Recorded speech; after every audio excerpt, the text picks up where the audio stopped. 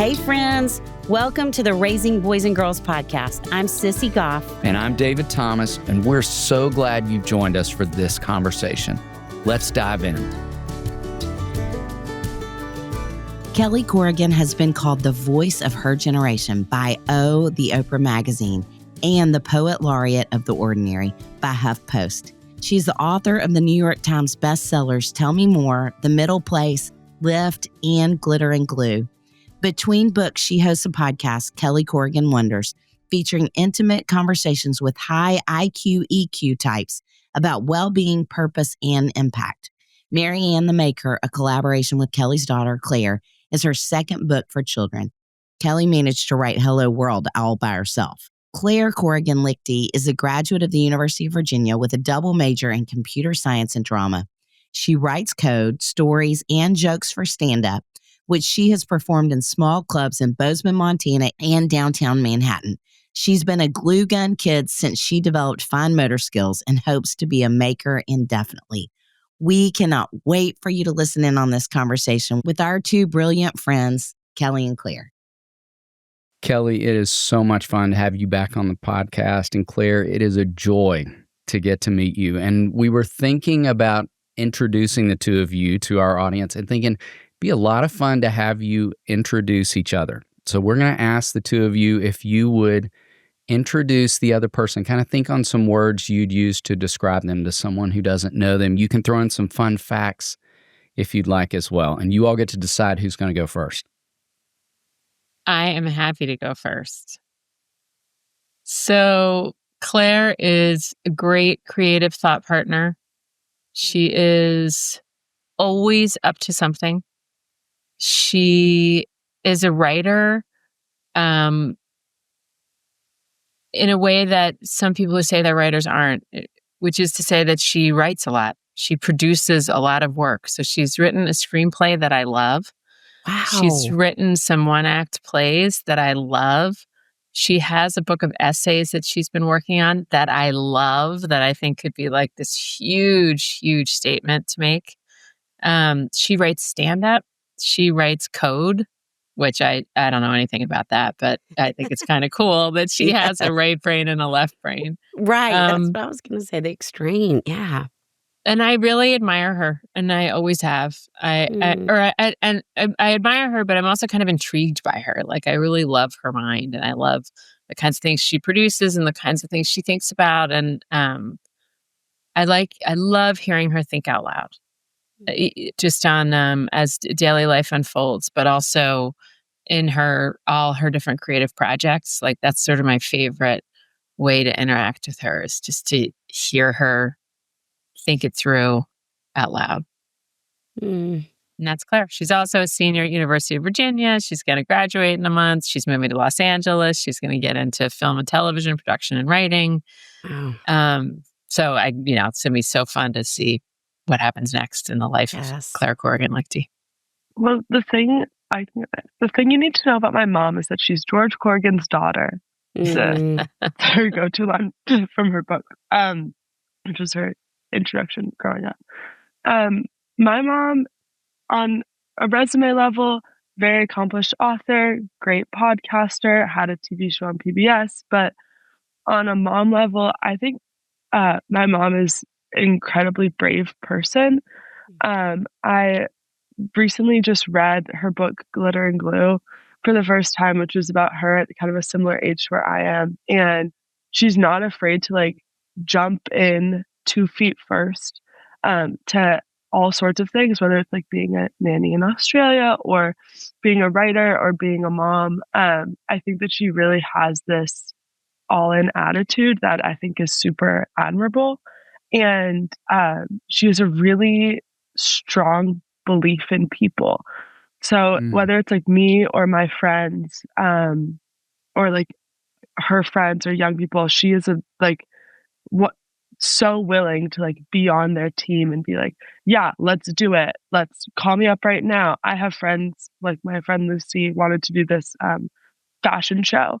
And she was like, can I talk with your mom about it? Because my mom's going to be the type of person to give you the emotional support and be a thought partner with you to help make it happen. And so I'm really lucky to have someone who's so just supportive, not necessarily like for me, but as a personality trait, to all the people around her. Along those lines, I mean, we love having you on here together. And obviously, the mother-daughter relationship is so important and extraordinary. And you learn so much from each other. And y'all have already shared a lot with that. But would love for you to add on maybe something you've each learned from each other recently. It can be something the other one says frequently, whatever you want it to be. I always think about that idea of like, my mom always said, but how you would answer what you've learned from each other, or you've already said something you admire. But I think Claire is very clever at giving me some boundaries or some brushback in a way that's super easy for me to hear, and that's kind of caring in its delivery. So recently, I took it upon myself to suggest something about this internship that Claire's doing in film and television. And, I was just messing around in her business. Like I wasn't keeping my eyes on my own paper as they just start drifting into her life and then into George's life and then into Edward's life. And like, it's the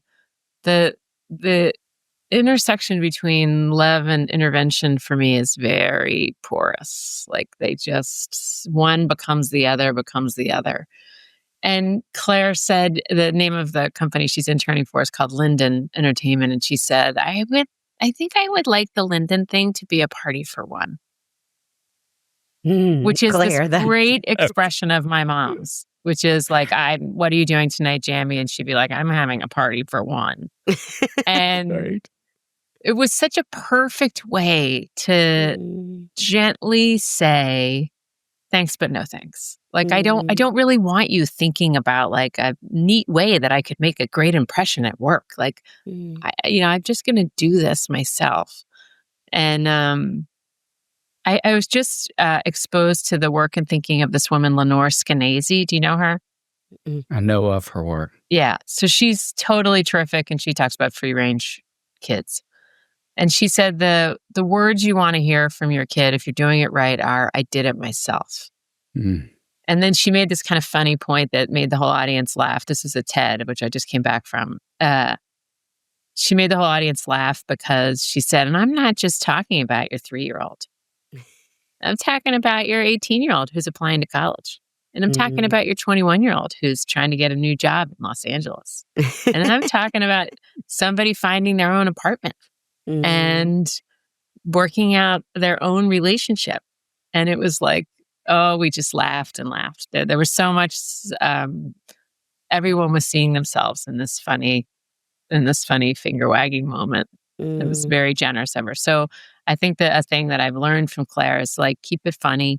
Like funny always wins is a thing we used to say in our house growing up. And it just means like you get a lot done in the context, but just put a little humor on it. It can make it go down a little softer.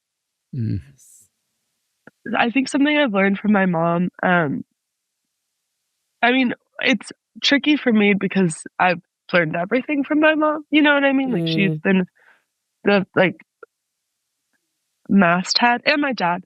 Want to give my dad some shout outs. Learned a lot from my dad too. But so much about how I've learned to like go about the world is from my mom. And so one thing that's been super cool is seeing her in this new light. So we went on this like tiny little book tour together during my spring break. And it was really tiring for me. And I think that gave me a new appreciation for what my mom's life was like when she was on tour, and like how for me it was like, I want to be with my friends on a boat in the British Virgin Islands, but for her she like had these kids that she loves, and so like that, how difficult that must have been to like, obviously like she values her work, but also like having to put an effort to be on all the time, I think is really tricky. And I just have a new appreciation for her surrounding that. And then something I've also like really, I guess, come to terms with lately, which I think this is going to sound so obvious as a realization, but something my mom wrote in her book, Glitter and Glue, which I just read, is that her mom was never fully baked.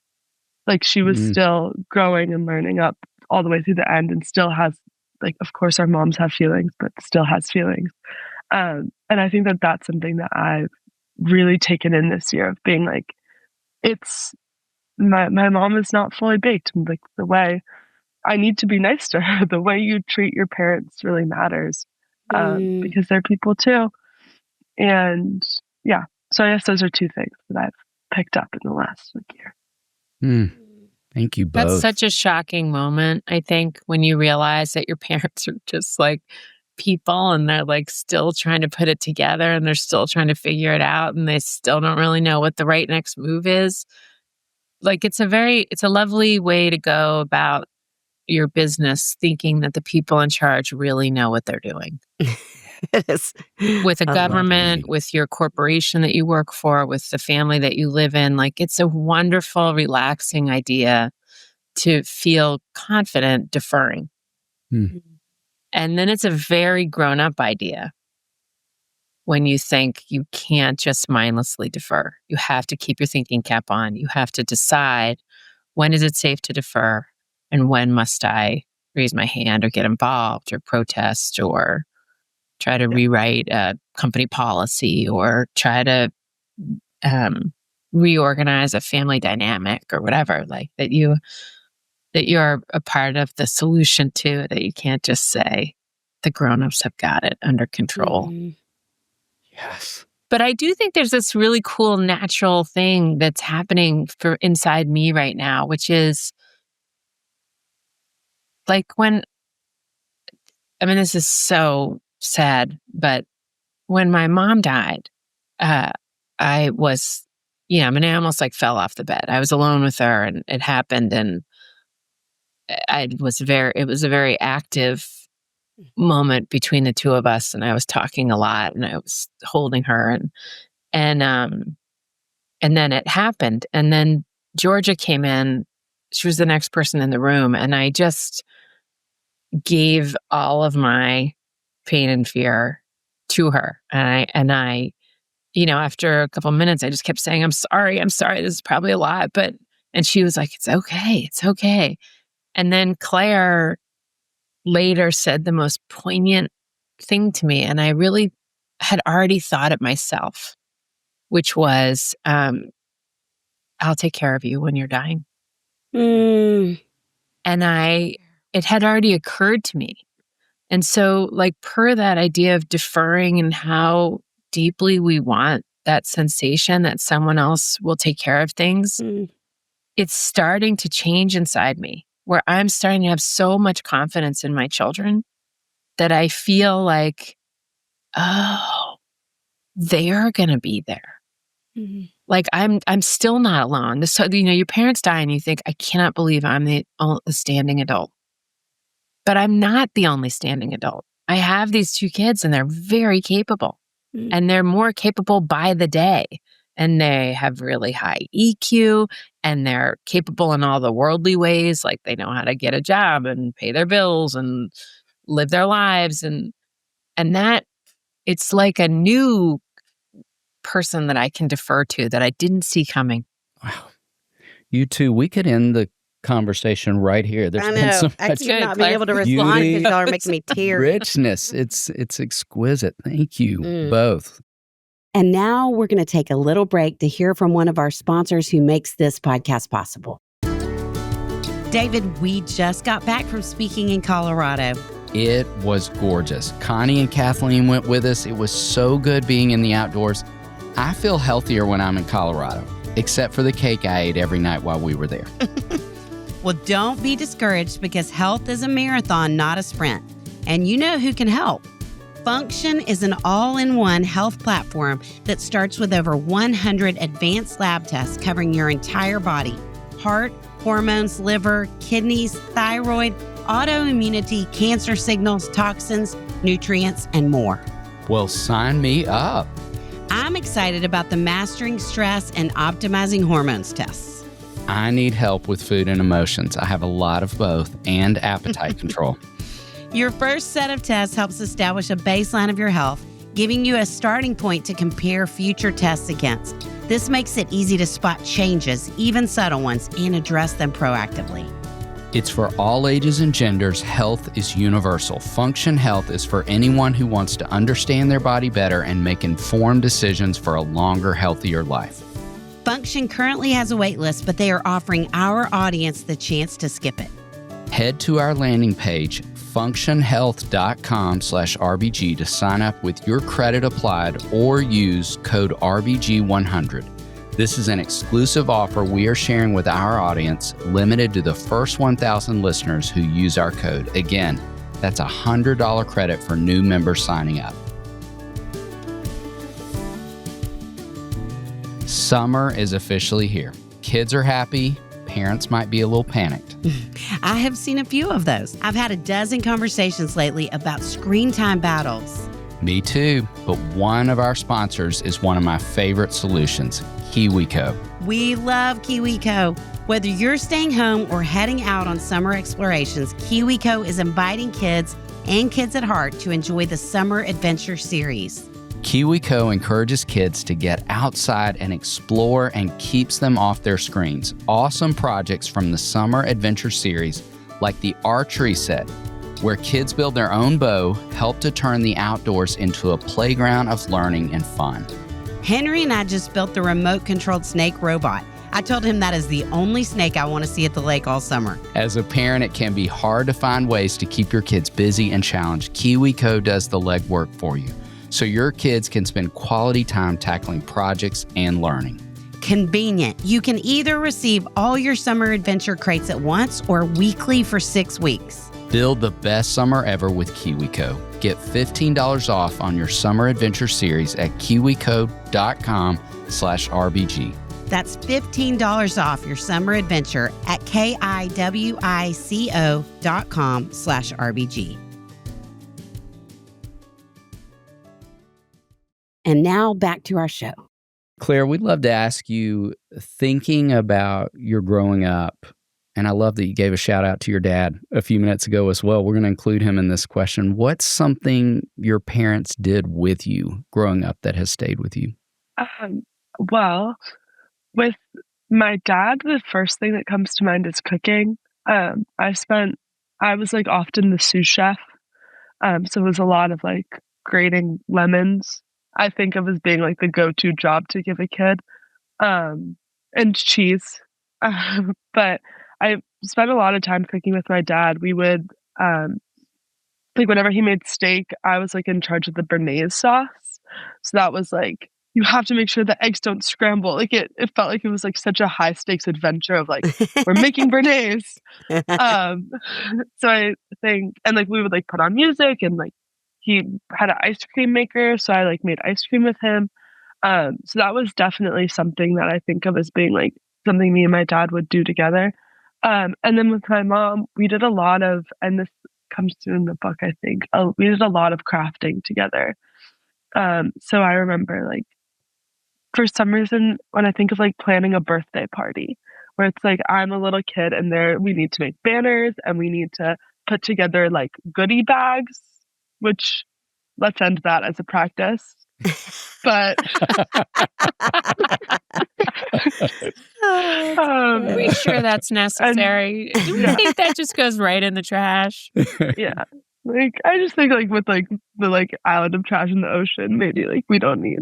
Anyways. So I remember like when I was, and she was so all in. She definitely let us like lead with our birthday parties. One thing, we weren't allowed to go to Pump It Up, I remember, and we weren't allowed to have store-bought Halloween costumes. So those were two things where it's like, we got to get creative. And so like when I was, I want to say like 7, I knocked my tooth out when I was 2 years old. So I only had one front tooth for a really long period of time, from like 2 to 8. And so for one of my birthday parties, I came up to my mom and I was like, I want to have a tooth-themed birthday party. Which is like, what do you say to a kid who wants to like celebrate teeth for her birthday? And she was like, all right, sounds great. And so like she put together this game called like Pin the Tooth on the Mouth is one of the things we played. And then That's so good. we went to our dentist, shout out Joe Wampler, from like East Bay Dentistry. And Oh my God. we went up and we're like, is there any way we could have like the iodine tablets or like any like dental gear you could give us? And this man was so excited. He was like, absolutely. So we had like a toothbrushing competition where like you brush your teeth and then you chewed iodine tablets to like see. That's great. It was amazing. You know, the pink stuff? It was so fun. It was epic. But like that's what my mom is like. Is like you come to her with some wacky idea and then she's all in to like help make it with you. So yeah, that's definitely something I think of as being like, especially when I was Who there, had like, the bubblegum party? Was it Georgia? Yeah, Georgia had a party. We were like, you can't have bubblegum until you're 5 or something. So then for her 5th birthday, she was like, I want to have a bubblegum party.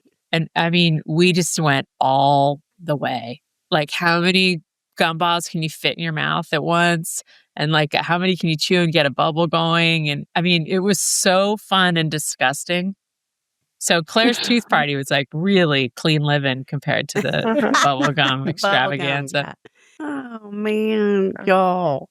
Well, that all makes so much sense based on the sous chef, based on the creativity. Even you're thinking of wanting to have a tooth birthday party that you would end up, the two of you, writing a book called Marianne the Maker. And would love for you to talk about that. We want to talk about the book because we're so excited for everybody to get a copy. And will you talk about just kind of how the idea was born and what it was like, the two of you working on it together?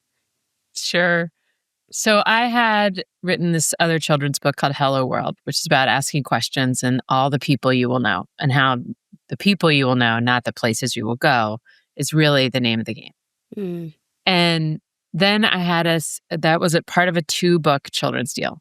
So then I owed them another book.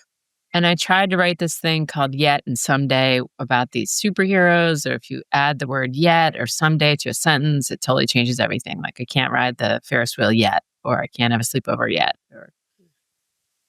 So anyway, I handed it in and I got this note back, and Claire happened to be sitting at the table when I was reading my email, and I had this face like, oh. And she said, what? And I said, they didn't like my book. And that hadn't happened to me before. Like, I had a really good flow on the adult books. And so I didn't know this horrible experience of having somebody say your work is really not up to snuff. And then Claire said, well, I read books every morning to this kid that I babysit for at Virginia. And let me look at it. And I was like, okay. And then, Claire? And then I agreed with the publisher a little bit.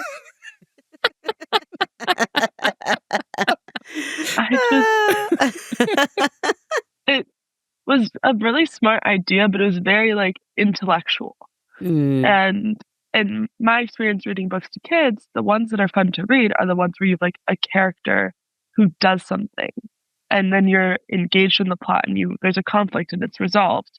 And also I really wanted it to rhyme. Like, it was important to me that books rhyme. And then my mom was like, so what even is a character? And I was like, well, you used to tell us this story when we were kids about like Marianne the Faker, which was about this girl named Mary Ann who lies about being sick so she can skip soccer practice. And then she gets caught by the soccer team. And the moral of the story is like, don't lie. And I was like, so like, that's a character. That's a story.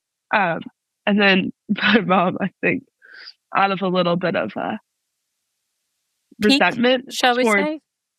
A cocky 19-year-old who thinks she knows everything. She was so like, this is how you write a story. I was like, oh, okay. I was like, okay, you think you're so smart. Why don't you go do it? And I was like, okay, sounds good. So then I went to the park and I came back with the first draft, which is like story-wise the same setup as The final. What was the final? Yeah. And the rhymes were so great. And then Claire put this very funny twist on the whole thing, which I think is just such a great instinct, is that Marianne, for reasons unknown, loves the 80s. She loves Dirty Dancing, and she loves Ferris Bueller's Day Off, and she names her dog Patrick Swayze. And like her room is covered with troll dolls. And so it was like, oh, this is so alive compared to what I had. Like my thing was just an idea. It wasn't like a story. And this kid wasn't, like to make somebody come alive, they have to be idiosyncratic. And Marianne is totally idiosyncratic in the most charming, adorable way that gives us such leeway to try other stories. Like we really want her to become a series where everyone knows about Marianne and everyone thinks of themselves as like, I'm a Marianne. Like I want it to be an identity that people can tap into for strength and courage when they want to say, I don't want to do that. I want to do this. Like I'm an inventor. And so anyway, she's given us this great setup and we can work with it for years and years. So fun. We are hopeful she's going to continue that as well. We're rooting for that. And even thinking on that, will you all talk more about, with this particular book, what you're hoping kids and grown-ups are going to take away? You know, it's such a privilege to be in that moment with a kid on an adult's lap reading a book. Like that's a lot is happening right there, actually, when you think about it. I mean, there's so much tenderness and like good bonding happening and attachment and the kinds of stuff that you guys think about with your clients. But there's also like an agreed upon values developing. So the value for us is that the future belongs to makers and that we cannot squash it out of the curriculum and we cannot rush through it in our days. Like kids of all ages, so to speak, should be baking the creative arts into their lives every day. And that's everything from building a fence to a go-kart to some cupcakes to setting the table a certain way and like putting out little flowers from your garden. Gardening in and of itself is just like a massively creatively rewarding, with gobs of physiological benefits on offer type activity. And, you know, when I was growing up, we had choir as part of class. We had shop class, which was amazing. Like I made keychains. We had home ec. I made like a drawstring bag. Like all of that kind of stuff where you're working with your hands is a little bit missing from modern life. And I think it's to our great peril. So we started to get very, very convicted around this idea that creativity is both a real intervention for mental health and it is a real way of developing generations of people who can solve society's trickiest and most unpredictable problems. Because if you have that maker mindset, that means you think you can construct and deconstruct and reconstruct the world around you. And that is a very powerful, impactful thought that has real consequences in the real world. And for the individual, it's like you are not being acted upon. You are not a victim of the world. You are a participant and you can exercise some agency here. You can make a statement with your art. And then to answer the question on like a micro scale, because I think that that's like a big thing for my mom and I in our book tours. We were talking to a lot of parents where I was like, you guys have power and influence, and like this should be something that you're supporting in schools. But then on a micro scale, the big lesson for kids is you shouldn't lie. You should be honest about what you want to do.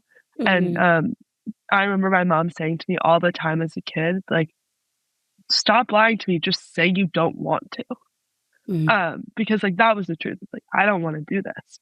And so for kids learning to like not lie and speak the truth, and then for parents for making it easier and reducing friction for your kids to speak the truth, because I've not had children yet, but I can imagine it's very stressful and time consuming. And I know as a camp counselor how tempting it is to roll the like, because I said so, this is what we're doing, like rolling out that line. And so finding areas where you can give kids agency over how they choose to spend their time or what they want to do over the summer, and like having the courage to have unstructured time, I think is like something that we like really want to come through. Yes. For both like parents and kids. Because I know that like my mom at the top said one of the things she's learned about me is that I'm able to say like, this is a party for one.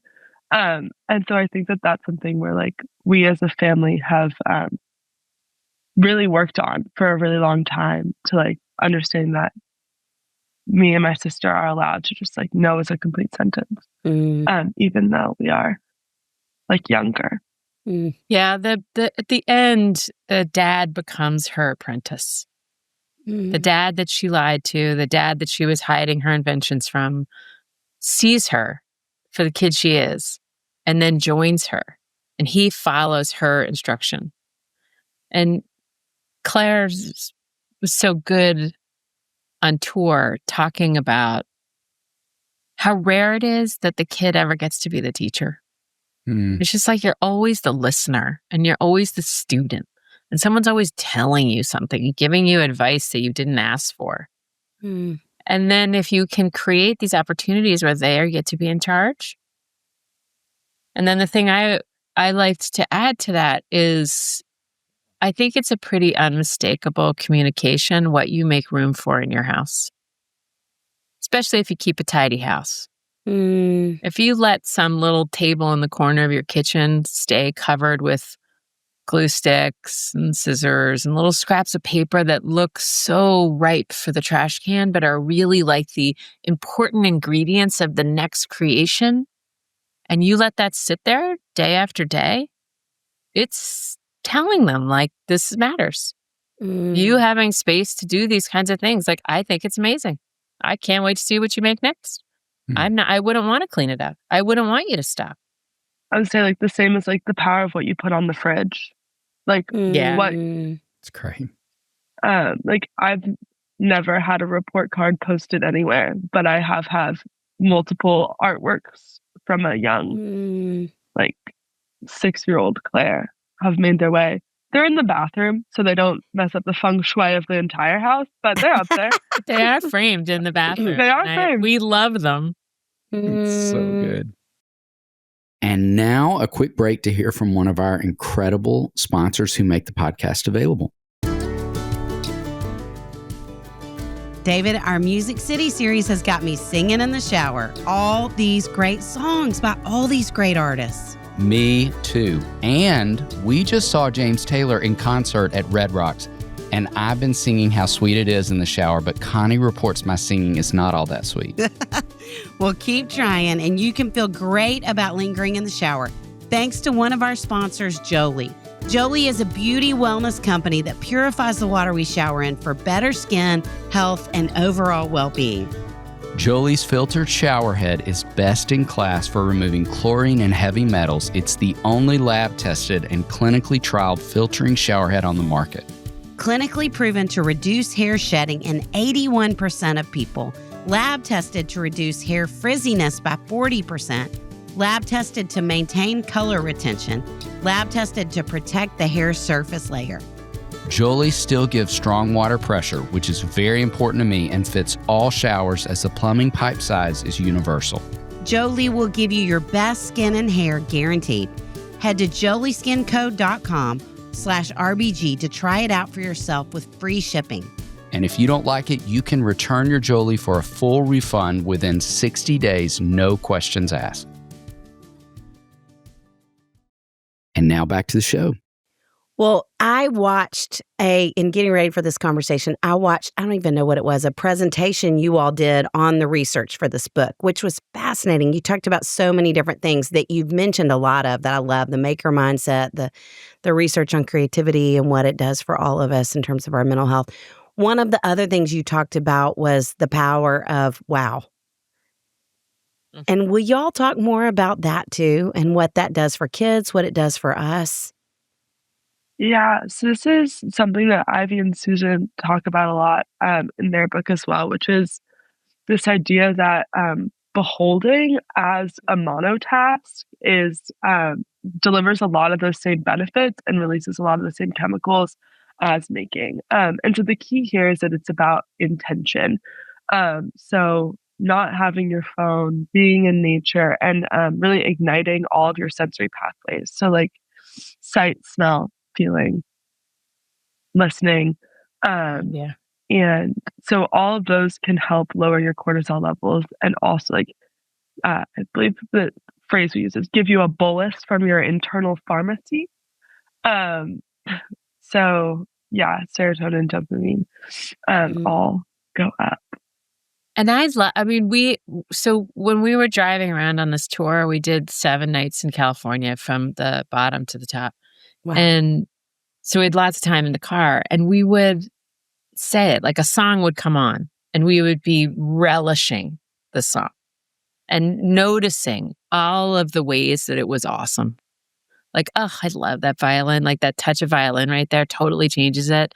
And this harmony right there. And like really digging into the finer points of this 3.5-minute song. And then Claire would say, we're beholding. We're doing it right now. We're like beholding this music.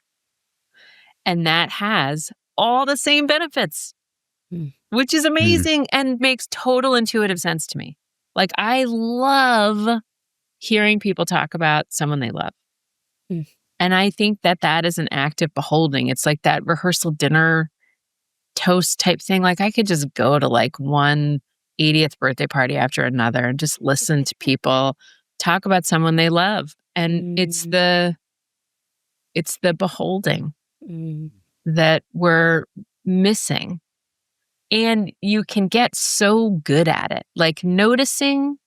I mean, some kids, like Claire was like this as a kid where she'd be learning about like Doric columns. I still don't know what that is, but anyway, Doric columns in school.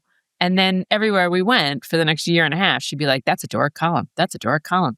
And I was like, this is so interesting because once you start noticing something specific like that, then it kind of draws into relief all sorts of other things that you could notice. So like I just went for an 1.5-hour walk on the West Side Highway and everything is in bloom. And so I relished the noticing of the daffodils and how they were such a different color than these beautiful orange tulips. And also noticed that the tulips all don't have the same edge. Like some are very straight edge and some have that kind of flutter to them, like a pretty dress. And just let my mind wander on the myriad beautiful things that were laid out in front of my eyes. And getting good at noticing at a specific level, noticing shadows, noticing scents, noticing the feel of certain fabrics, that redounds to your benefit.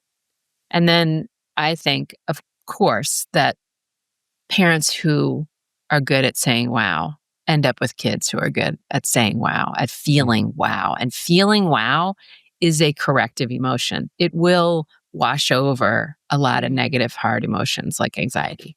That's so good. Okay, let's pull that thread for a minute of relishing a song. We are in the midst of what we call the Music City series, something we do once a year, being here in Nashville and Music City, USA. And we want to ask you both to tell us a song or a band that you would say has shaped you over the years. I love Sean Colvin. I was just listening to her yesterday. I think her lyrics are so good. They're so much better than your average lyrics. I think she's a beautiful voice. I think she's really a talented guitarist. Like, I don't think she's a rote guitarist. I don't think it's a second thought. I don't think it's like something she does so that she can stand in front of people and sing. I think she's as interested and devoted to that instrument as she is to her lyrics. So I like the complexity of her. I love the Talking Heads. That's the other person I was listening to yesterday. I think they're so weird and creative. Claire and I actually went and saw American Utopia. which was this phenomenal thing on Broadway that David Byrne did. And that is easy music to behold. That's easy music to like think 3 times about and try to understand, like, what was he up to? He's so strange and wonderful. Like, I'm so glad David Byrne exists. I'm glad that there are enough people who like that kind of stuff to make him a famous global musician. I think this is just top of mind because it's been like re-entering my life again. But do you know the band Cake? Yes. There were Stick Shifts and Safety Belts was like a key song in our car growing up. My dad loves to hit a harmony on it, which is just kind of fun and silly. And I've just been listening to Fashion Nugget, the album, because I had it in like the CD we had growing up. So like we could play it on our like CD player that we had in our room. And then once I started driving, I had it in my car. So I'd listen to it while I was driving a lot.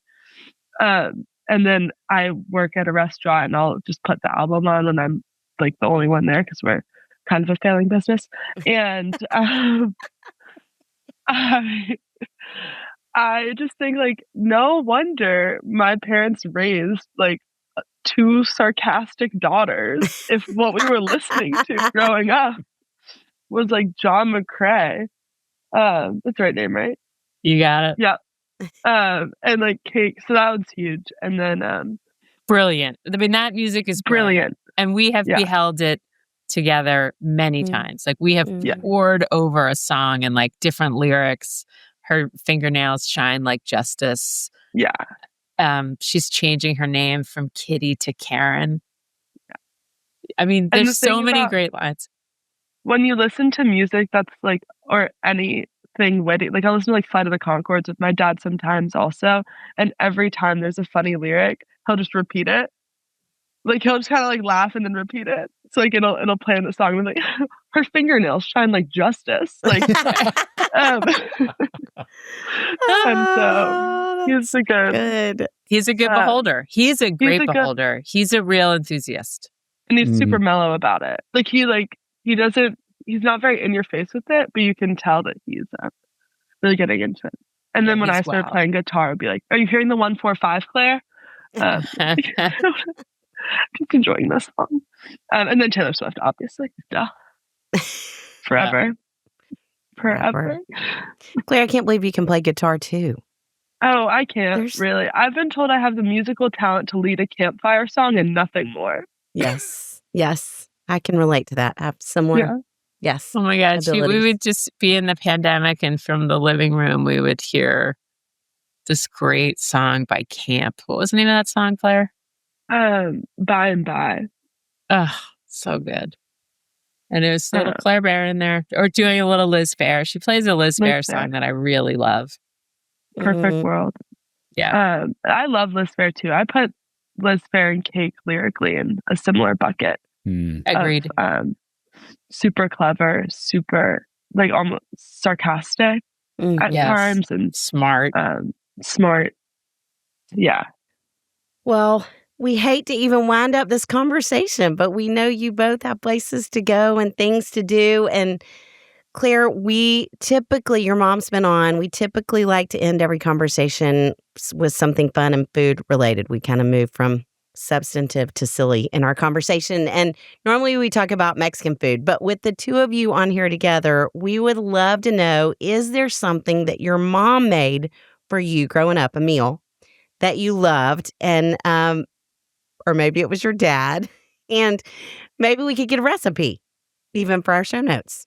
Well, this recipe is really easy. Okay. My mom was a big substance over style when it came to food. She made sure we were fed. So she would serve us meat snacks, which is leftover chicken breast with salt on top, cut up. Can't go wrong. Meat snacks. I love meat it. Snacks. Yeah. We'd go on a road trip and they'd be like in a little baggie.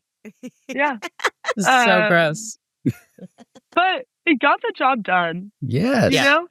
But outside of that, I think my dad makes this incredible salmon, which is very easy like salt, pepper, and then you sear it for 2 minutes on each side and then put it in the oven for 2 minutes. And it comes out crispy on the outside and it's like not overdone. And then the sauce is really good. And then the sauce is like sauce. Mayo, horseradish, sour cream, lemon. Ooh. And it's so delicious. Yeah, amazing. That's what I would recommend. I mean, I make a mean cookie, but it's just a Toll House recipe, but I just over nut it. My tip is just more nuts. More nuts. Yeah. That's great. Yeah. Y'all, thank you. I mean, what a delightful conversation. We're so excited about Marianne. Thank you so much for telling everybody about her. Well, we're so excited for everybody to get a copy. And to be reminded Claire made a groovy little website. So if you want to see more about her, it's just mariannethemaker.com. And her name is spelled MARIANNE, mariannethemaker.com. mariannethemaker.com. Thank you. David, what a team we have that we get to call friends who help make this podcast possible. Chris Starrett, our engineer. Our management team at KCH. And we are thrilled to be a part of the That Sounds Fun network. Our music was created by the insanely talented Dave Haywood of Lady A. And if this podcast felt helpful to you, please consider subscribing, liking, sharing, all the things. We are grateful for you and cheering you on always.